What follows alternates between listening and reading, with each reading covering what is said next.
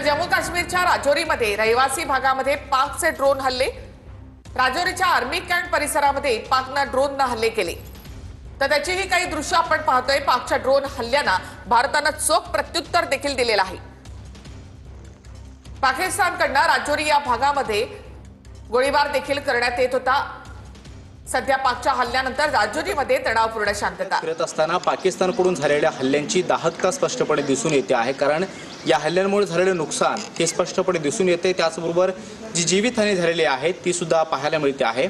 जम्मू काश्मीरच्या पूंछ सेक्टरमध्ये जो गोळीबार सुरू आहे किंवा ड्रोनच्या माध्यमातून जे हल्ल्याचे प्रयत्न सुरू आहेत, शिवाय तोफगोळे डागले जात आहेत, तसाच प्रयत्न राजौरी जिल्ह्यामध्ये पहिल्यांदा झाला आणि राजौरीच्या अगदी मध्यभागी असणाऱ्या शहरापर्यंत जे नुकसान आहे ते स्पष्टपणे आता दिसून येते। कारण राजौरीच्या मी मध्य बाजारपेठेमध्ये उभा आहे आणि इथे जे दुकानांचे शटर्स आहेत ते सुद्धा पूर्णपणे तुटलेले पाहायला मिळत आहेत। ते तुटून आता बाजूला पडलेले होते, मात्र इथल्या दुकानदारांनी आतमध्ये जे साहित्य आहे ते वाचवण्यासाठी हे शटर्स तात्पुरत्या स्वरूपामध्ये इथे चिटकवून ठेवलेले असलेलं पाहायला मिळतं आहे।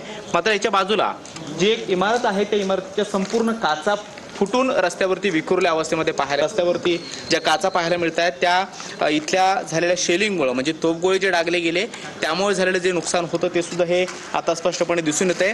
बाजारपेठेचा हा सगळा परिसर आहे, रहदारीचा परिसर आहे आणि पहाटेच्या सुमारास पाकिस्तानच्या हद्दीतून येणारे जे तोफगोळे आहेत ते या परिसरामध्ये पडले। त्याचबरोबर ड्रोनच्या माध्यमातून हल्ल्याचा प्रयत्न झाला, मात्र ड्रोन हे हवेतच भारतीय एअर डिफेन्स सिस्टीमनं निष्क्रिय केले, निकामी केले। मात्र शेलिंग जे आहे ते वेगवेगळ्या भागामध्ये पडले। खालच्या बाजूला पाहतोय की फक्त 1-2 दुकानं नाहीत तर जवळपास 15 ते 20 दुकानांना या ठिकाणी नुकसान झाल्याचं पाहायला मिळतं। वस्तीचं, मानवी वस्तीचं मोठ्या प्रमाणामध्ये नुकसान झाल्याचं पाहायला मिळतं आहे। कॅमेरामन रोहन पवार सोबत मी कृष्णा सोनारवडकर, TV9 मराठी, राजौरी।